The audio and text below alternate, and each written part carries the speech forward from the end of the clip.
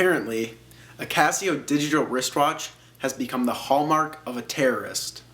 Now, I'm really glad that this information has been publicized because up until a few years ago, I actually wore a Casio digital wristwatch. It was given to me by my grandparents as a birthday gift. I walked around for years with what is now considered a distinguishing trademark of Al-Qaeda on my wrist. I wore this thing to school and through the airport. The article I read stated that the ordinary possession of this watch, which can be purchased cheaply worldwide, is now enough to make a man suspect of terrorism. It even goes on to state that the Joint Task Force identifies the watch as the sign of Al-Qaeda.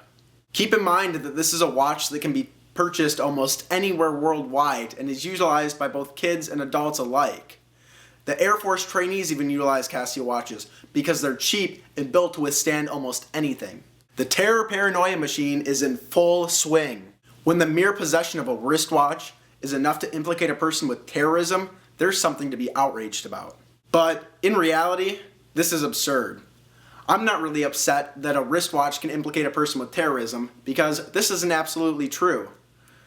I'm more upset with the half-assed reporting and posting done by so many news sites these days. What the article should have read is terrorism suspects often wear this model watch. U.S. officials have noted it was common and something to watch for, as it can be a sign of someone trained in explosives at a terrorism camp. It's this half-assed reporting that leads so many people to start talking out of their asses about shit they have no real knowledge about. The watches cost about $10 and are worn by thousands of people who aren't terrorists. It's called basic logic. If A leads to B, it doesn't mean that B leads to A.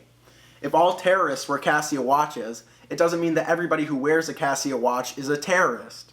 I just can't wait to see every person wearing a Casio watch in the airport being pulled aside by some TSA agent because they heard that Casio watches are a sign of terrorism.